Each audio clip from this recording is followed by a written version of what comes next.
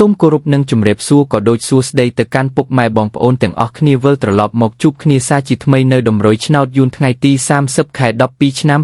2025 ហើយថ្ងៃនេះដែលលោកគ្រូបានរៀបចំរួចរាល់សម្រាប់បងប្អូនយកទៅលេងកម្សាន្តនៅម៉ោង 4 និងម៉ោង 5 តែមុននឹងចូលទៅកាន់ដំរុយលោកគ្រូក៏សូមឲ្យពុកម៉ែបងប្អូនជួយគាំទ្រលោកគ្រូតាមរយៈការជាវនិងចុចមេដៃឲ្យលោកគ្រូដើម្បីជាកម្លាំងចិត្តឲ្យលោកគ្រូធ្វើដំរុយចែកជូនបងប្អូនលេងកម្សាន្តបន្តទៀតតោះបងប្អូនយើងចូលទៅកាន់ដំរុយទាំងអស់គ្នា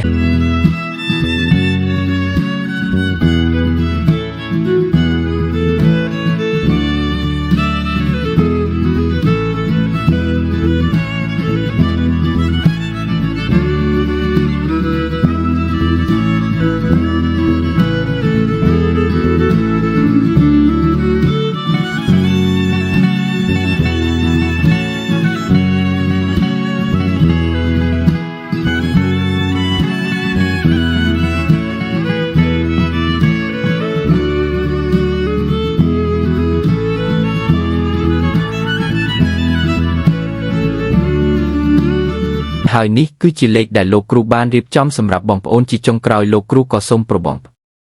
អូនរកទទួលទានមានបាននឹងជួបតែសំណាងល្អគ្រប់គ្នាជាពិសេសសូមឲ្យចូលលេខធំទាំងអស់គ្នាសូមជម្រាបលា